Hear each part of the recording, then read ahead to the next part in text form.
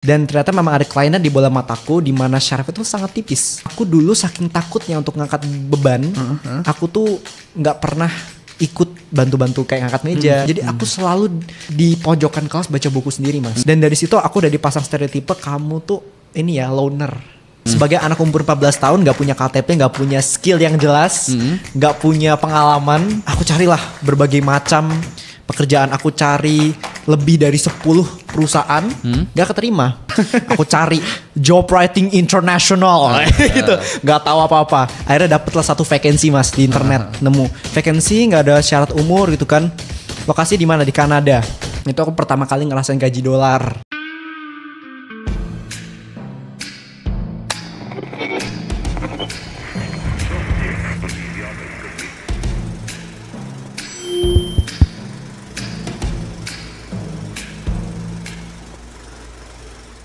Kafka Fadanta, gimana kabarnya?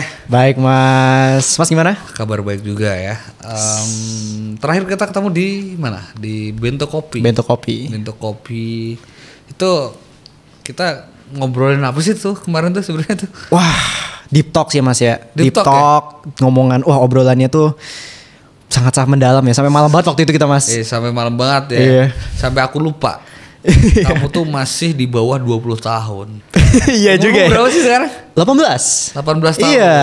Baru mau masuk kampus. Ya, besok mau masuk kampus. Masuk kampus UGM. Iya.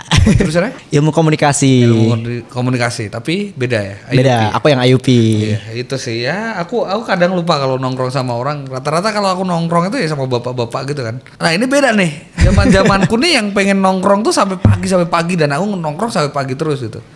Nah, aku tuh selalu teringat ketika aku nongkrong sama bapak-bapak. Itu mereka jam 8, jam 9 udah mulai cabut, dicariin istrinya gitu kan. Nah, ini ada satu entitas anak-anak di bawah umur. Anomali ya. Kemarin kita juga podcast sama Sam juga, ternyata Sam Lee 18 tahun juga ya. Tapi dia udah masuk duluan. Berarti seumuran sama kamu? Iya. Oh, itu kita yang kelambatan atau dia yang kecepatan ya? Gak tahu. Kemarin aku juga nanya sama dia, Sam itu lu kenapa masuknya? Kan dia bilang dia masuk SD 2 tahun sebelum yang rata-rata orang gitu. Itu membuat aku mikir, ini antara aku yang terlalu lambat masuknya 2 tahun loh, Mas. Iya atau dia yang kecepatan? Enggak sih. Kalau aku juga ngerasain juga kok. Teman-temanku tuh seangkatan tuh rata-rata kelahiran 99. Gitu. 98 tuh jarang, aku 98 akhir gitu. Jadi kayak ya udahlah, biasa menjadi orang tua di dalam lingkungan situ. Enggak, belum tua kok, Mas. Belum tua. Oh, terima kasih ya. Tapi kemarin waktu nongkrong tuh beneran kayak nongkrong sama bapak-bapak jam 8, jam 9 udah cabut gitu. Nah, kalau kamu nggak ngomong kalau kamu itu masih di bawah 20 tahun, 18 tahun, aku sampein pagi tuh. Biasanya nongkrong sampai pagi gitu. Jadi ya begitulah. Selamat datang di Nalar Muda. Thank you. Selamat datang dan ini aku luar biasa teman-teman. Jadi sama Kafka nih aku follow dia duluan. Iya kan, aku follow dia duluan. Kaget aku, memang guys. Gokil. Salah satu konten yang menarik perhatianku sebenarnya. Karena kamu masih sekolah, dimana waktu sekolah aku juga nggak kayak kamu. Kayak apa ya? Ya chaos banget lah. Dulu aku ketua OSIS, cuma setiap hari ngurusinnya apa? Tawuran. Oh iya? Iya, teman-temanku pada tawuran, terus aku masuk di kantor polisi, aku dimasukin di sel penjara. Berarti ikutan, Mas? Enggak, ngurus-ngurusin aja. Oh, ngurusin. Gitu. Jadi teman-temanku yang vandalisme aku yang ngecek, gitu, kayak gitulah. Jadi ketua OSIS kayak gitu. Tapi ya itu ceritaku dulu gitu. Keren. Kamu luar biasa. Aku lihatnya kayak makanya aku lihat tuh, gokil juga, kontennya gokil juga. Kan kayak terakhir aku lihat di Instagrammu, kamu apa ya, sambutan di wisudamu sendiri pakai video ya? Iya. Nah, itu gokil sih. Itu ceritanya gimana sih kok bisa kayak gitu? Apakah memang zaman ya, anak zaman sekarang tuh kayak gitu? Karena zaman dulu nggak ada. Wisuda ya wisuda ada. Iya benar. Jadi memang ada satu chance. Aku tuh memang dikasih kepercayaan sebagai produser untuk video angkatan, Mas. Nah, produser kan berarti harus tahu jalannya dari awal, benar dari awal, dari preparation, syutingnya gimana, debat sama sutradara, ya benar sampai kita pernah berantem tuh pernah. Jadi memang sutradaranya temanmu juga. Temanku juga, dan dia memang kayak sering banget ngurusin film, sering ikut lomba film gitu. Jadi memang produser sutradara ya pasti bentrok ya Mas ya. Dan aku dapat kepercayaan itu dan akhirnya aku ini dikasih slot. Kamu kalau misalnya mau masukin satu space untuk kamu ngasih motivasi buat teman-teman itu boleh. Dan aku ambil lah chance itu. Aku shoot bener di kamarku, itu last second banget aku shoot. Aku pikir apa sih keraguan anak muda apalagi yang baru mau wisuda gitu kan, mau lanjut ke jenjang yang lebih tinggi, apa keraguan mereka dan apa mungkin satu bekal kata-kata atau satu bekal yang aku bisa kasih lah ke mereka gitu, yang hey, kita dulu gitu loh seperjuangan dan aku bangga sama kamu dan aku harap kamu nanti semakin sukses, misalnya kasar kayak gitu. Tapi aku rangkai dengan kata-kata gitu lah. Jadi dapat chance untuk ngasih sepatah dua patah kata bentuknya video waktu itu. Itu luar biasa, maksudku kalau kamu dapat kesempatan atau chance kayak gitu tuh menurutku ambil. Karena banyak orang yang melewatkan sebuah momentum besar gara-gara dia nggak ngambil. Setuju banget sih Mas. Termasuk ngonten ya. Makanya kayak wah ini gokil nih orang gitu. Makanya aku follow duluan dan gara-gara kontenmu emang menurutku keren gitu untuk anak-anak seusiamu gitu ya. Karena aku seusiamu ya tadi ngurusin tawuran segala macem. Masuk berita tuh bangga tuh aku tuh. Harusnya kan bangga ya. Oh iya. Berita. Tapi ini masuk beritanya kriminal gitu. Waduh. Enggak beneran ini. Aku punya cerita jadi kayak aku punya wakil ketua OSIS cewek gitu kan. Jadi kita masuk berita, masuk koran gitu, dijejer gitu. Siswa SMA ini terlibat tawuran. Nah fotonya yang paling depan aku sama wakil ketua OSISku gitu. Ya kayak gitulah. Jadi ya itu luar biasa hebat. Bahkan kalau nggak salah kamu itu udah di dunia entertain tuh udah dari kecil ya. Dari kapan itu? Dari sekitar 13 tahun ya. 13 tahun. 13 tahun. Itu gimana ceritanya itu? Jadi berawal banget dari aku one day tiba-tiba disuruh sama ibuku, Kaf, besok ada lomba mendongeng. Mampus. Umur 13 tahun, jarang banget ngomong di depan publik. Lomba dongeng. Kapan Bun? Besok. Aku beneran dibawa ke venue sorenya. Kamu lihat nih nanti kayak gini gitu. Di briefing aku kayak dongeng tuh juga kayak gimana, startnya kayak gimana, nggak tahu sama sekali. Umur 13 tahun waktu itu Mas kondisinya. Malamnya aku bener scripting sendiri ceritanya. Aku carilah cerita-cerita itu, aku modifikasi lagi ceritanya biar lebih make sense ke acaranya ya. Aku latihan sampai jam 11 malam dan aku tuh nggak bisa latihan lagi karena aku udah bener ngantuk banget. Jadi jam 11 malam tuh sebenarnya udah 50% doang Mas. Jadi ya kayak ya kadang-kadang lupa cerita gitu kan. Aku latihan depan ibuku gitu. Habis itu ya udahlah, apapun yang terjadi besok aku datang. Aku besok datang cuma dengan pakai baju seadanya aja, celana pendek. Yang lainnya tuh pada pakai kostum Mas. Kayak aduh. Aku sama ibuku kan waktu aku maju, udah nih aku maju agak awal-awal. Naik ke belakang gitu kan. Bagus. Ada satu pakai properti, satu pakai dress itu. Aku sampai dulu udah kayak gini. Bukan yang kayak kamu nanti menang juara berapa ya Kak? Gue gini. Oke, Bunda ngerut siapa yang menang nih. Aku ngeplot yang itu. Nomor 8 menang gitu. Enggak, Bunda yang 7 gitu. Kita benar-benar debat di situ. Dan akhirnya kita udah kayak gitulah. Ya udahlah. Acara, ya udah ikut lomba whatever. Enggak menang ya udah. Pengalaman. Mikirnya gitu. Waktu di terakhir pengumuman juara 2 nomor 8. Nah kan menang kan Bunda gitu. Itu juara 2 nih. Juara 2 gitu kan. Oke, ini ya belum. Ini jagonya Bunda belum menang gitu kan. Juara 1 Kafka Manfadanta. Kaget. Kok bisa menang? Kita bener-bener seheran itu. Aku kalau misalnya masih ada fotonya, muka aku tuh waktu pengumuman kayak gini. Kayak kok bisa menang? Akhirnya kita ngobrol sama jurinya. Jadi jurinya ini memang storyteller profesional. Namanya Rona Mentari. Dan beliau ini memang sudah sering storytelling buat anak kecil juga terutama ya. Dan aku tanya, kenapa kok bisa menang sih aku gitu? Karena kamu membawakan cerita dengan jujur. Dengan apa adanya. Dengan original authentic you. Karena banyak banget dilihat sama peserta lain ya kelihatan, oh ini udah modifikasi banget nih. Wah ini udah gak original banget, jadi gak kelihatan jiwa anak-anaknya. Apa mungkin karena aku latihan cuma setengah matang doang kali ya. Jadi aku waktu di panggung bener-bener show, ya udah ini caraku bercerita, terima gak terima gitu loh. Dan itu yang membuat aku akhirnya dapat kesempatan panggilan untuk latihan radio Mas. Itu dari pemerintahan waktu itu. Jadi aku diinkubasi, dapat pelatihan selama 2 hari di hotel di Jogja. Dan setelah itu aku langsung ditarik sebagai talent. Jadi memang mereka tuh dari inkubasi ini memang untuk dilatih talent-talent yang berpotensial. Jadi pilihlah dari rankingnya dari 1 sampai 3. Aku ranking 2. Padahal belum punya pengalaman sama sekali. Jadi memang apa ya, mungkin aku menemukan ini kesukaanku di sini. Aku suka bercerita. Akhirnya dari situ aku ditarik sebagai talent dan mulai bekerja di radio edukasi. Radio ini memang untuk membantu siswa-siswa atau murid-murid yang kurang bisa, misal kesulitan untuk belajar, itu mereka bisa menggunakan audio. Nah, aku adalah salah satu kayak pemerannya. Kalau Mas ingat pelajaran tematik yang sudah ada karakter-karakternya? Iya. Aku salah satu karakter itu. Oh ya? Aku jadi bawain karakter orang Jakarta. Namanya Chandra, aku inget banget. Padahal kamu dari Jogja? Dari Jogja, karena mungkin ya aksenku gak terlalu mendok banget karena kan bapakku dari Sumatera, ibuku dari Jogja, dan dari kecil ibuku memang di Sumatera, jadi gak pernah belajar bahasa Jawa. Jadi dari kecil juga aku gak pernah belajar bahasa Jawa. Jadi gara-gara mereka ngeliat, ini aksen Jakarta banget nih, tarik aja gitu. Namanya Chandra itu. Namanya tadi. Chandra, aku ingat banget Mas. Iya, dari situ. Oke. Ya ini menarik ya, maksudku tadi ngomongin chance dan lain sebagainya itu kalau mungkin kamu nggak ngambil itu, mungkin kamu juga nggak akan ada di posisimu sekarang. Hampir nggak ngambil aku Mas. Waktu itu lomba, aku bener-bener ya berantem ya, cuman protes sama ibuku, kenapa aku harus ikut padahal aku nggak ada persiapan. Aku selalu mikir, aku tuh kalau mulai itu harus ada persiapan dulu loh. Ini next day banget loh. Kalau misalnya aku kalah gimana? Kalau aku gagal gimana? Dan itu ternyata udah gara-gara kejadian itu membentuk mindsetku yang sekarang gitu loh Mas. Mengambil chance walaupun kamu nggak ngerasa siap, karena kita tuh suka underestimate sama diri sendiri, Pak.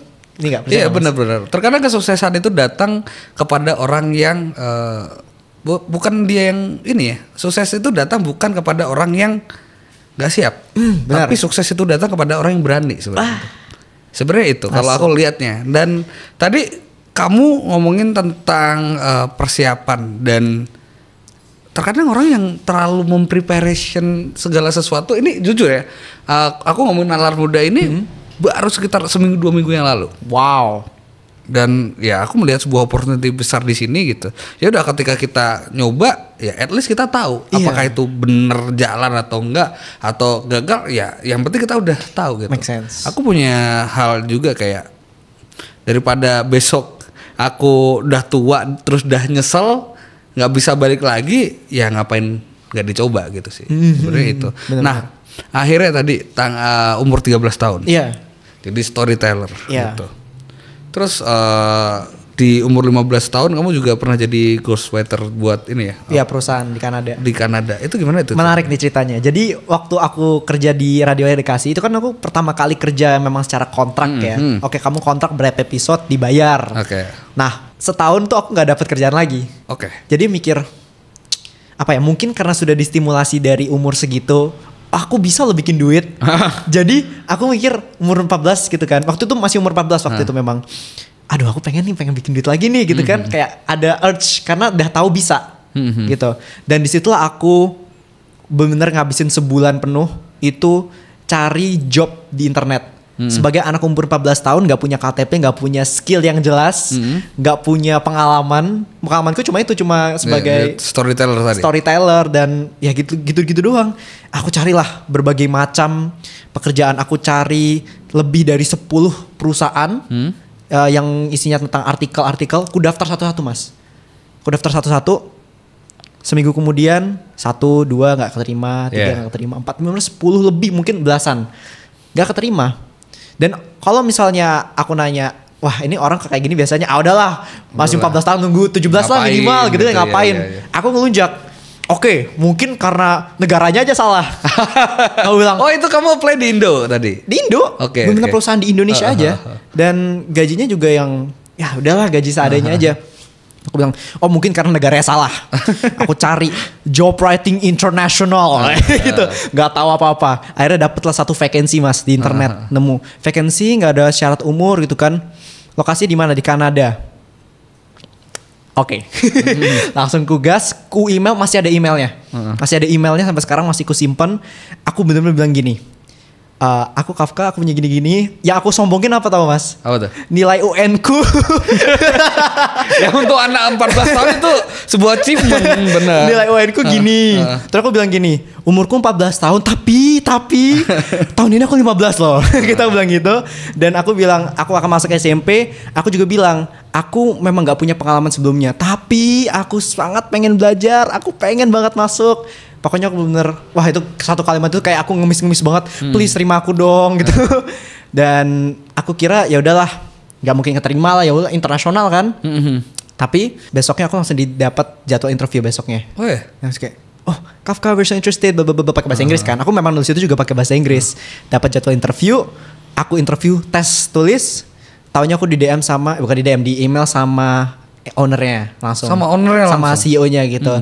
Hi, we're so interested. Just know, we just want to make sure kamu tuh umurnya 14 tahun ya. Iya.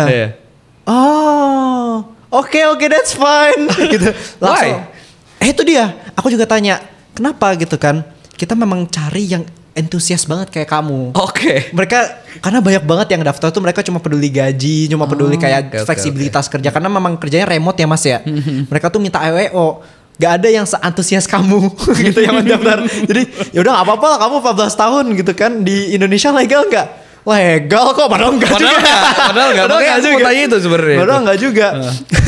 Enggak juga legal. Tapi aku bilang gak apa-apa. Dan di situ aku kerja sampai umur 15 tahun. Jadi setahun lah. Itu aku pertama kali ngerasain gaji dolar. Di umur 14 sampai 15 tahun. Dan itu again bukan karena aku banyak prepare. Karena aku berani aja ambil kesempatan. Berani mencoba ya. Berani mencoba. Apapun itu. Ya, kebanyakan preparing lama nggak jadi. Benar. Ya itu tadi kalau teman-teman kayak seringan, ayo kita main gitu. Kalau biasanya yang kebanyakan wacana ini pasti nggak jalan. Terus ayo ya gas. Gitu. Kamas Danang nih langsung gas gitu. Ya itu kita 2 minggu yang lalu kan ngobrolin ini. Iya. Nah ini. Iya. Itu aku baru mikir brainstorm sama kalian. Sebenarnya aku shout juga buat si Kadafi. Iya Kadafi. Sama Kadafi. Sebenarnya dia juga kan main juga kan. Terus datang ke tempat ini belum jadi. Mau ku apain ya gitu kan. Kan aku ngobrol-ngobrol sama Kadafi juga. Yang kebetulan aku ngonten sama Kadafi terus habis itu ketemu kamu. Iya. Dan itu aku belum jadi ketemu kamu kan. Itu gara-gara aku juga lagi prepare ini. Terus aku bikin apa. Dia kan lagi launching kelas sama produk digital dia kan. Ya udah. Kestimulan lah aku di situ. Ketambah habis itu kita ketemu kamu sama Abdur sama Semli gitu. Wow, tambah lagi gitu. Panas aku. Akhirnya aku coba floorin ke teman-teman timku dan supportnya oke. Ya udah kita jalan kayak gitu sebenarnya. Ya itu kita nggak tahu ya. We never know ke depan gimana. Cuma at least ya udah cobain aja gitu. Tapi keren banget tadi. Keren banget. Maksudnya di umur segitu ya kita nggak usah ngomongin tentang legal atau nggak legal ya. Tapi itu keren loh, kamu udah punya inisiatif sampai mikir, kamu punya pikiran kayaknya negaranya salah deh gitu. Itu tuh kayak kamu bukan anak umur 14 tahun. Itu kayak kamu umur ya udah anak-anak kuliah gitu. Kayak sebenarnya kemarin aku kalau nggak disadarkan kalau kamu itu anak SMA kontenmu, itu aku nggak mikir pemikiranmu itu kayak anak SMA kayak gitu. Tapi sebenarnya apa sih? Aku pengen tahu sebenarnya. Yang membuat kamu seperti sekarang itu sebenarnya lebih kepada didikan orang tua kah? Atau memang lingkungan atau memang apa gitu? Karena kalau nggak salah kamu dari Man juga Jogja. Man 1 Jogja kan ya, gitu. Yang Jogja. Dalam tanda kutip stereotip mungkin nggak tahu ya benernya gimana, tapi stereotip orangnya ya udah sekolah aja gitu. Iya. Ya paling ngaji gitu-gitu gitu. Nggak ada kepikiran nih orang kayak gini gitu. Nah itu apa sih sebenarnya faktor paling gede kalau bisa dikatakan yang nonton mungkin ada bapak atau ibu yang mungkin dia mau nyoba parenting yang oke atau gimana, sebenarnya apa sih sebenarnya? Kalau untuk pesan bapak ibu mungkin ada banget faktor parenting dari orang tuaku, terutama bundaku. Bundaku itu memang sudah mengajarkan aku untuk coba dulu dari kecil. Jadi mungkin banyak yang nggak sadar untuk anak-anaknya tidak dilatih mencoba dulu.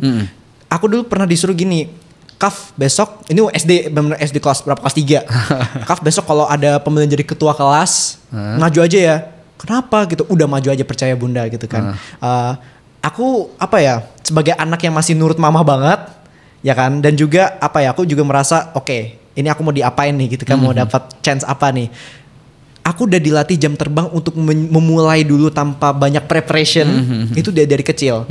Jadi mungkin ya gampang banget untuk kita sebagai orang-orang kayak Mas Danang, aku yang kita tuh memang udah berani mulai, dan ya memang kita gampang banget ngomong ke orang, ya udah berani mulai aja, tapi nggak banyak buat orang. Kenapa? Karena mereka nggak ada jam terbangnya untuk melakukan hal itu.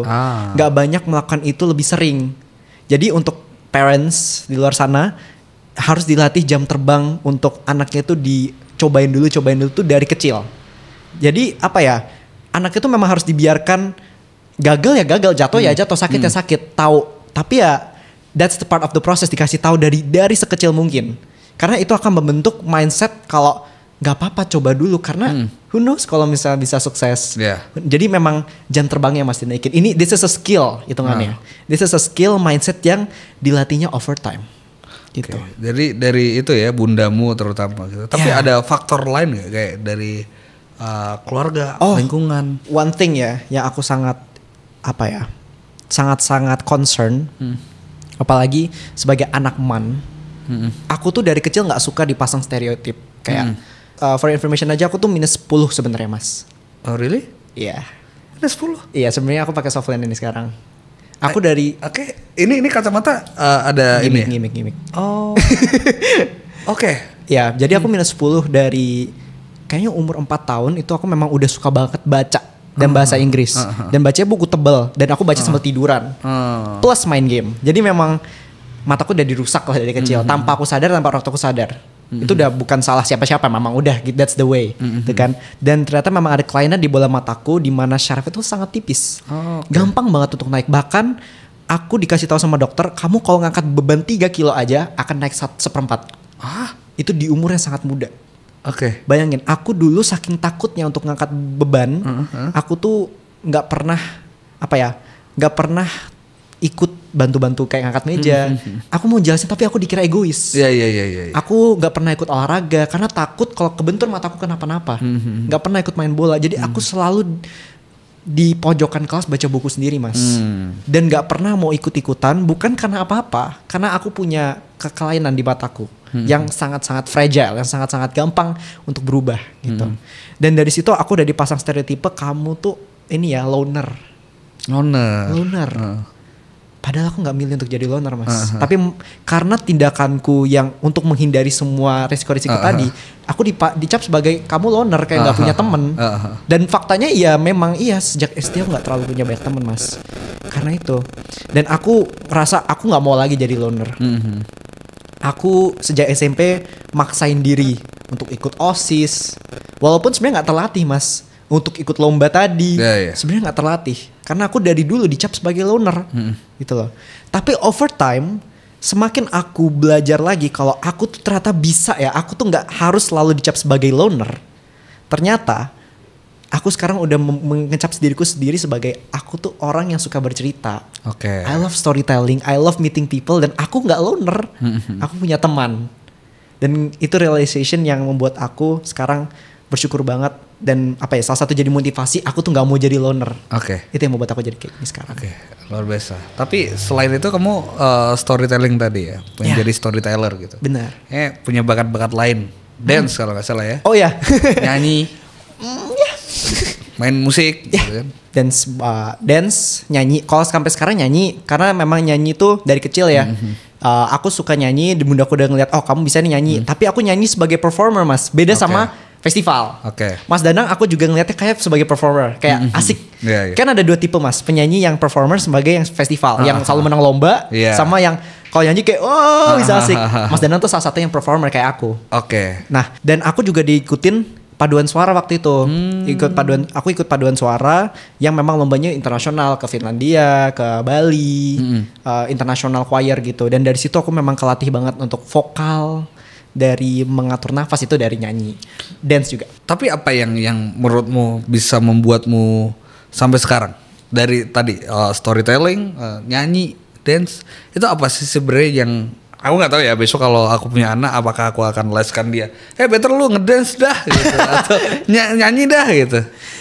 Sebenarnya dari dari kegiatan-kegiatanku yang sangat beragam dulu tuh, itu menunjukkan gimana aku tuh di-push untuk mencoba dulu. Oke. Kayak dance itu aku udah gak lanjut lagi. Walaupun sebenarnya aku bisa aja ngedance.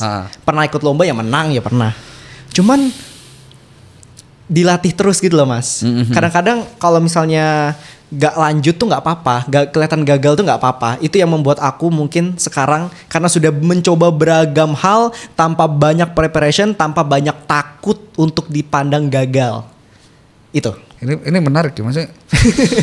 Udah ngomongin gagal gitu. Apa ya? Ini hal yang berat terutama kalau kita ngomongin tentang anak muda gitu. Benar. Banyak banget orang takut gagal gitu. Iya. Sebenarnya kenapa? Makanya tadi aku di awal tanya gitu. Faktor yang paling pengaruh itu apa sih? Orang tua kah atau mental kah? Karena sebenarnya gini, kalau aku sendiri ngomongin tentang didikan keluargaku, aku tuh dari kecil selalu gini ya. Ini perspektif aku lihat uang gitu. Jadi orang tua aku selalu bilang orang tua aku nggak punya duit gitu. Oh iya. Selalu ngomong kayak gitu. Padahal in real life orang tua aku dia punya usaha. Bapakku juga PNS ya alhamdulillah aku dari orang yang menengah gitu. Tapi ini berbeda, maksudnya parentingnya nanti bakal beda gitu. Kalau aku melihat dikasih tuh, kalau kamu pengen dapetin sesuatu, orang tuamu nggak punya duit. Akhirnya yang kulakukan untuk itu ya udah aku harus usaha dulu gitu. Makanya tadi salah satu yang membuatku aku mencoba dan aku punya kekuatan diri yang setaf ini gara-gara ya udah aku mencoba gitu. Dan aku selalu dibayangin rasa ketakutan bahwa ketika aku nggak belajar sendiri, aku nggak berjalan sendiri, ya udah semuanya bakal hilang gitu. Tapi ketika aku udah dewasa, ketika udah tahu gimana generate sebuah konten jadi duit atau generate sebuah skill jadi duit, sebenarnya orang tua dia punya duit juga gitu. Gitu. Jadi kamu tahu nggak sih zaman-zaman dulu ada dongeng kayak seorang pangeran diasingkan dulu biar dia tahu keresahan rakyatnya dulu. Nah, aku mikirnya kayak gitu ya. Tapi menurutku itu aku bersyukur juga gitu. Terima kasih kepada bapak dan ibuku gitu. Secara tidak langsung mengajarkan itu gitu. Tapi kalau dari kamu tadi selain bundamu tadi ngomong kayak ya kamu harus coba dulu gitu. Iya. Ada nggak sih kayak hal yang nancep banget di kamu selain dari itu, boleh dari teman-temanmu juga gitu. Karena dulu kalau kamu ngomongin tentang kamu kesepian, aku pun dibully Pak. Oh iya. Aku pun korban bully waktu itu. Gara-gara apa? Beda banget. Bukan masalah fisik atau apa. Ya aku mirip. Ketika teman-teman lain itu main, aku better belajar. Bahkan aku bisa bilang di SMA aku satu-satunya orang yang lolos di UGM. Oh iya. Di angkatanku. Wow. Gara-gara aku bilang gini. Kita bisa loh gitu. Aku nggak bilang kampus yang lain jelek ya. Tapi rata-rata mereka tuh masuknya di UNY, masuknya di UNS atau kayak ya kampus-kampus kayak gitulah, pendidikan dan lain sebagainya gitu. Kenapa sih kita nggak nyoba top 3 gitu? Nggak bisa, kamu nggak bisa, pasti nggak bisa gitu. Ya udah kita coba bisa gitu. Akhirnya dari situ aku dijauhin Pak. Karena beda. Kita belajar. Yang lain udah jalan. Iya benar-benar. Akhirnya hal-hal yang kayak gitu aku dibully, aku dijauhin, ya udah kita nggak punya teman gitu. Mungkin emang kalau kita mau jadi orang yang sukses, kalau aku lihat ya kita harus punya kemampuan dan keberanian untuk berjalan sendiri. Gitu. Iya, berjalan sendiri. Karena yang bikin kita sukses ya diri kita sendiri kalau menurutku. Benar. Kembali lagi ke tadi, ada nggak kayak trigger lain? Selain dari orang tua mungkin, selain dari itu kan kamu juga aku lihat beberapa ini kan bikin Upgrow ya. Upgrow terus kamu bikin campaign maximizing masa muda gitu. Iya. Itu sebenarnya apa yang bikin kamu bikin itu? Trigger banget sama anak-anak muda yang ngerasa hidup tuh cuma sekali jadi lost aja. Jadi YOLO ya. YOLO. Aku jujur gitu. YOLO tuh ada dua maksud gitu ya Mas ya. Banyak yang bilang YOLO udah sekarang kita mabuk-mabukan aja. YOLO sekarang kita pacar-pacaran aja gitu kan. Itu trigger pertama. Aku jujur ini pertama kali aku buka. Aku jujur gak pernah ngomong sama siapapun. Agak kurang suka dengan mindset itu. Dan ini adalah bentuk rebellionku.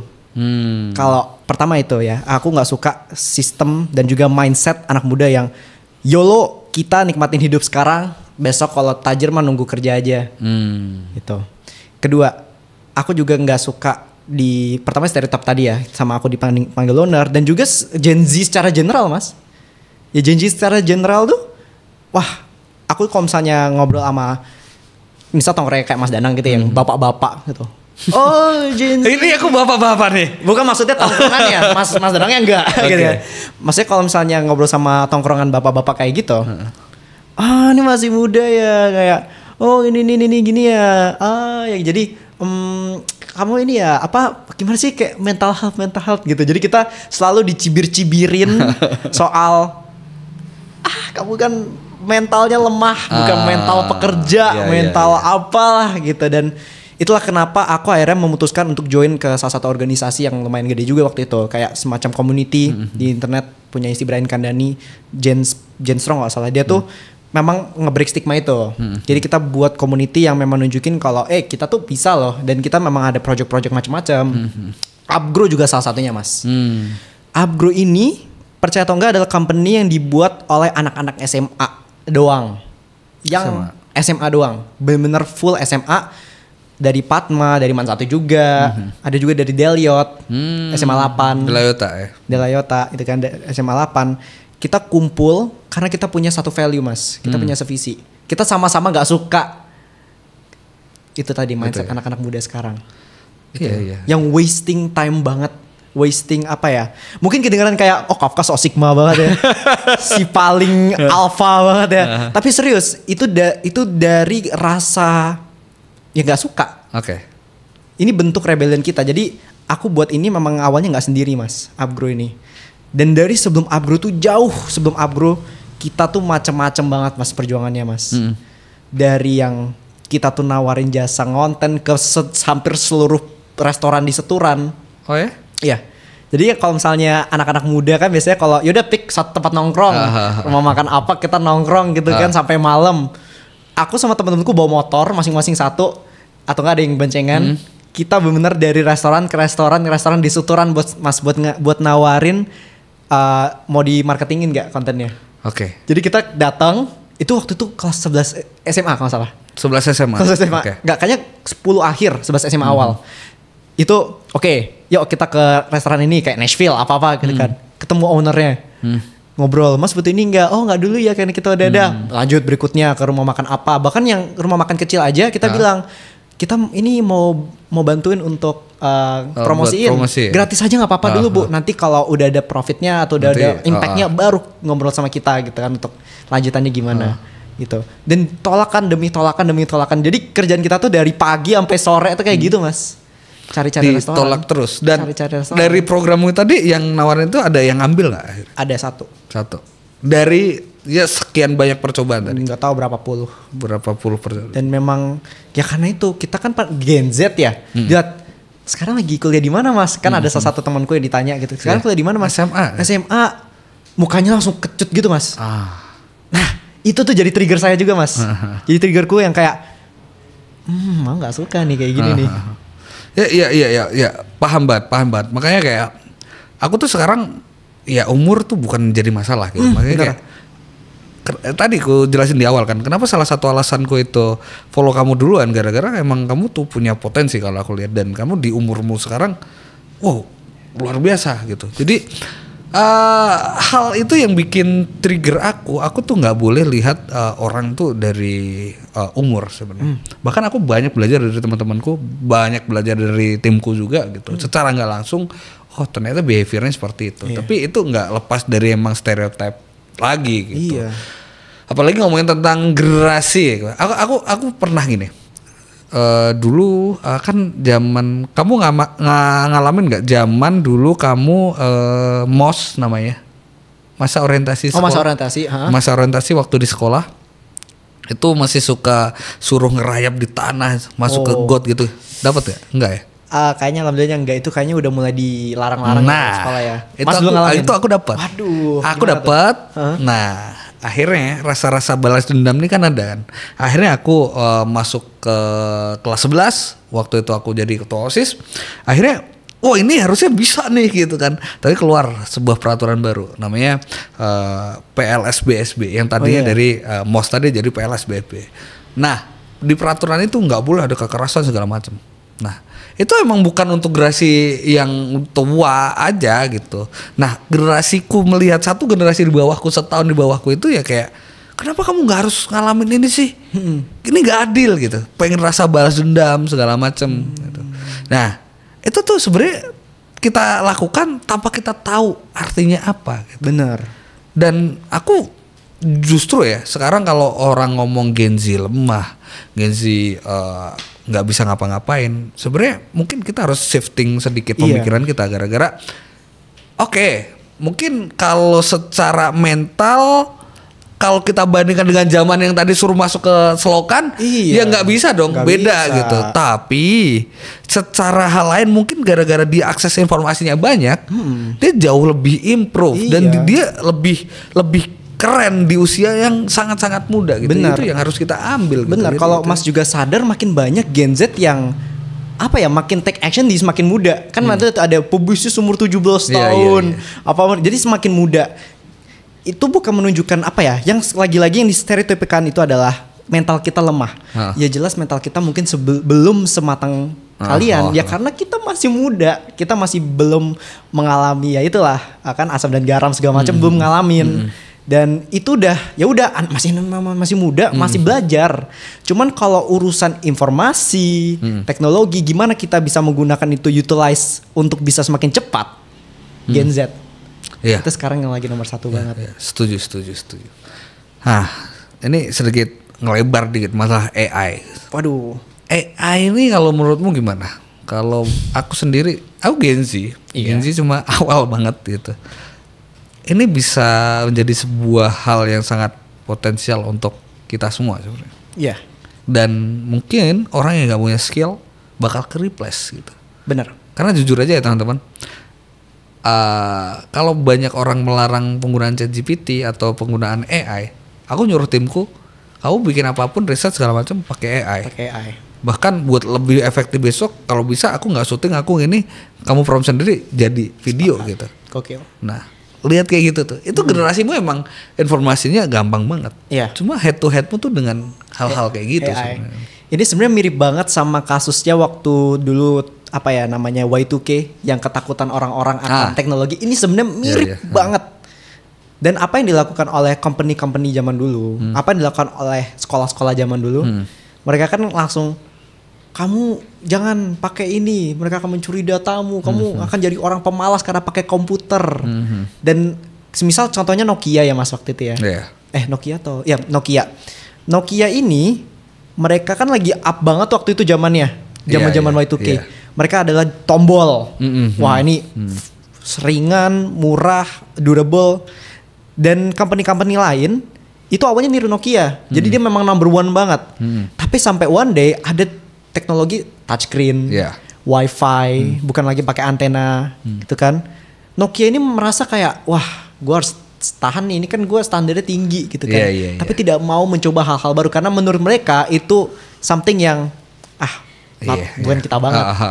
Hasilnya apa? Nokia sekarang nggak dilirik. Betul. Karena ketinggalan zaman, gak pernah pakai touchscreen. Mereka touchscreen tuh telat banget, gitu. Itu yang akan terjadi mungkin.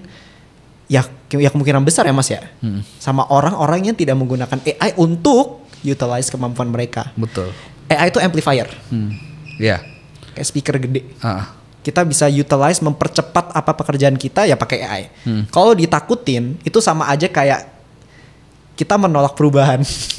Kita menolak kalau zaman-zaman dulu kayak kita menolak menggunakan komputer karena lemah, katanya kayak kamu akan jadi pemalas. Padahal sekarang semua pakai komputer. Iya. Benar kan? Ya itu. Sebenarnya tadi satu kata kuncinya sebenarnya adalah adaptif, Pak. Adaptif. Itu tadi aku anti banget sama TikTok, Pak. Oh iya dulu. Apa sekarang? Dulu 2020 gitu. Oh gitu. 2018, 2019 isinya siapa sih?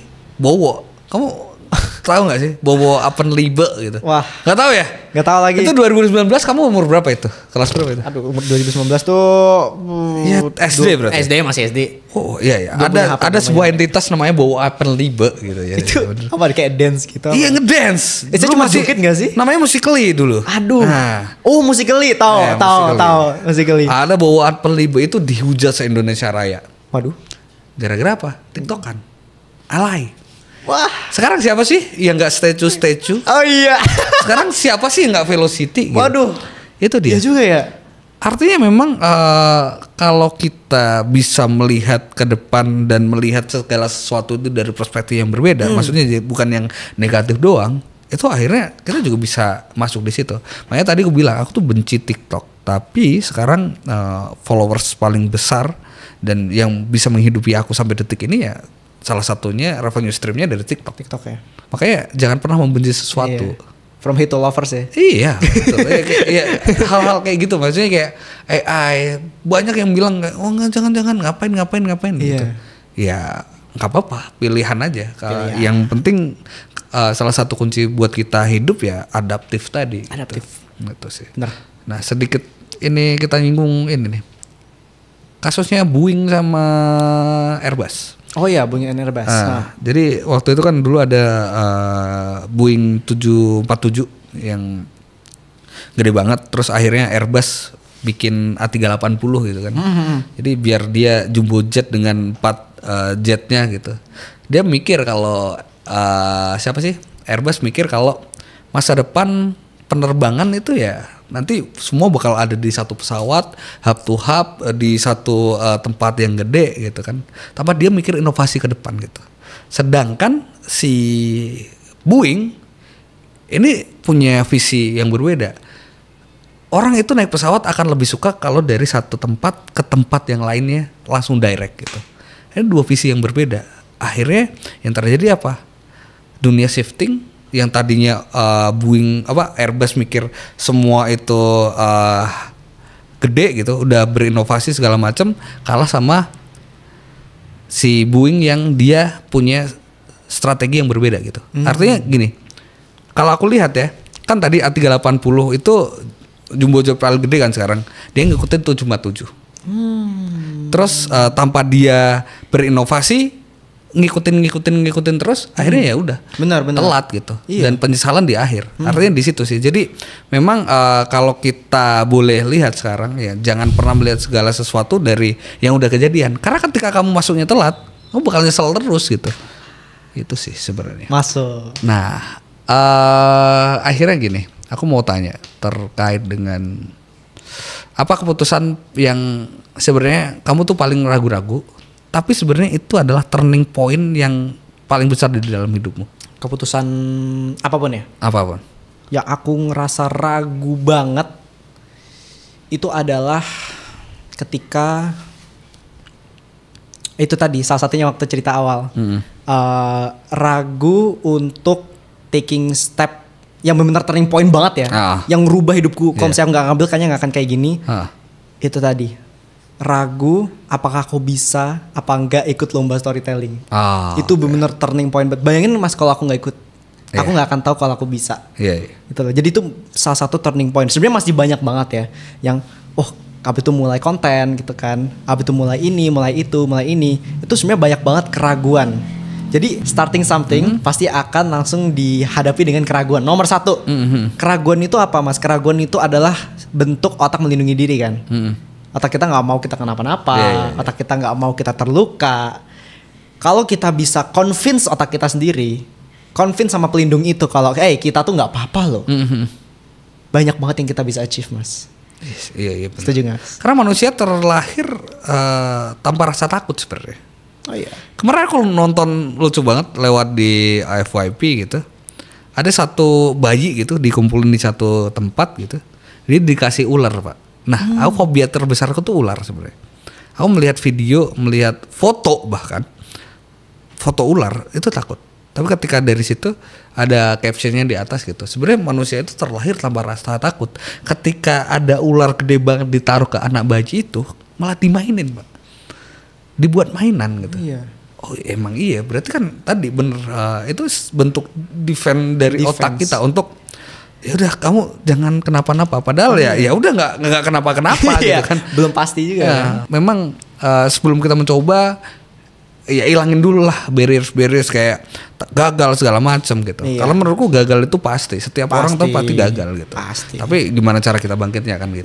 Oke, sekarang kita bakal masuk satu segmen baru namanya Rapid Fire Q&A. Alright. Rapid Fire Q&A. Asik. Gimana nih? Jadi nanti kamu jawab cepet aja. Oke. Nanti aku bacain, nanti kamu jawab cepet, milih yang mana. Oke. Oke, ready ya? Ya. Paling aku kasih waktu kamu mikir 1 detik aja lah ya. Waduh, oke. Kalau bisa langsung jawab. Rapid banget ya. Rapid lah. Yang pertama pilihannya adalah konten sendiri atau kerja bareng? Kerja bareng. Tugas atau ujian? Tugas. Bangun pagi atau tidur lanjut tapi produktif? Bangun pagi. Konten viral tapi nggak sesuai value atau sepi tapi meaningful? Sepi tapi meaningful. Konten rutin tiap hari atau satu konten tapi epic tiap minggu? Konten rutin tiap hari. Oke.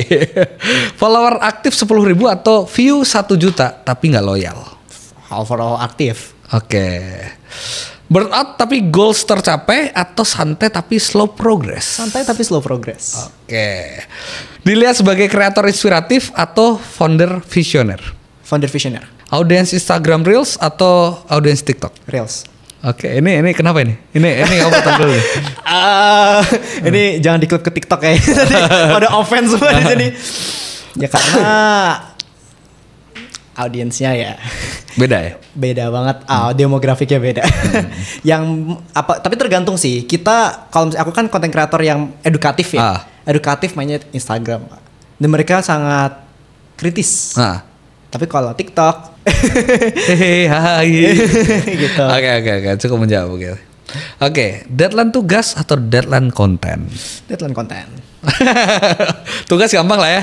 Gampang. Sekolah pagi atau konten sampai tengah malam? Konten sampai tengah malam. Ya, itu udah cukup. Cukup. Oke. Ternyata aku pikir masih ada, ternyata cukup. Santai. Oke, akhirnya kita gak kerasa ini udah running 47 menit gitu. Iya? Jadi gak kerasa ngobrolnya seru banget. Asik. Nah, tapi aku mau masuk ke sebelum penutup gitu. Gimana? Kalau kamu disuruh milih satu prinsip hidup gitu buat Gen Z itu apa sebenarnya? Kayak maksudnya ngasih satu prinsip hidup. Kamu punya prinsip hidup apa gitu yang pengen kamu kasih ke Gen Z? Oke. Aku pasti selalu kasih satu quote ini, nggak pernah berubah. Stop waiting, start creating. Itu memang udah jadi foundationku banget. Stop waiting, start creating. Gak usah banyak nunggu, lakuin aja. Menunggu akan bikin kamu semakin tidak melakukan. Melakukan akan semakin bikin kamu belajar. Itu dia. Luar biasa. Ada satu buku, mungkin kamu udah baca belum ya? Apa tuh? Someday is Today. Oh, pernah dengar? Nah, itu bagus banget bukunya. ya? Jadi kamu kalau banyak orang yang mikir kayak gini, someday kalau aku jadi ini gimana ya gitu. Someday tanpa tahu sebenarnya someday itu tidak akan pernah terjadi ketika kamu tidak melakukannya hari ini. Asik. Masuk. Jadi potongan TikTok nih. Potongan TikTok. Gitu. Yang terakhir aku mau kamu ngasih perspektif ke aku gitu. Apa tuh? Untuk orang-orang tua sepertiku ini, aku harus ngapain? Melihat dunia yang dari perspektif anak-anak muda gitu. Perspektif anak-anak muda ya. Untuk aku terutama. Mas Danang umurnya? Sensor. Enggak usah disensor. Ya lanjut. Running 26 sekarang. Running 26. Oke, masih belum terlalu tua banget ya. Tapi Mas Danang berarti late Gen Z ya? Legend sih. Late Gen Z. Kalau Mas Danang aku yakin banget paham dengan namanya perubahan. Dunia kita tuh akan mengalami perubahan yang sama kayak tahun 2000 awal, Mas. Dan akan sangat-sangat cepat. Ini adalah saat yang paling tepat untuk apalagi yang sudah berumur untuk memahami kalau dunia itu tidak sama lagi. Oke. Harus apa? Berarti harus lebih open mindset. Itu benar-benar apa ya? Ibarat kita tuh udah belajar selama ini bertahun-tahun, Mas. Selama ini udah belajar value-value yang udah dibangun dan jadi karakter kita sendiri harus dipecahkan lagi. beratnya di situ. Oke. Karena apa? Egonya, Mas. Iya. Iya nggak sih? Egonya sebagai ya orang sudah lebih tua, masa mecahin apa ya, mindset, mecahin pemikiran apalagi sama anak muda. Tapi dunia ini semakin cepat, dunia ini semakin cepat berubah, dan orang yang lebih tua ya harus jadi contoh buat yang muda kalau perubahan tuh jangan ditolak tapi diterima. Luar biasa, Kafka. Kasih dulu. Keren banget. Ya, buat teman-teman yang mau ngepoin lebih lanjut, boleh kemana nih? Kepoin kemana? @Kafka Fadanta, atau kalau mau ngecek itu kok bisa @upgrow. Nah, tapi Kafka Fadanta aja nggak apa-apa. Kafka ya, banyak banget. Aku belajar dari anak muda gitu. Terasa banget tuanya dari tadi anak muda gitu. Masih muda Mas Danang tuh. Amin ya, amin. Ya, itulah sebelum kalian menyesal, mending kita mulai dari sekarang. Terima kasih, sampai jumpa di episode selanjutnya. Bye bye.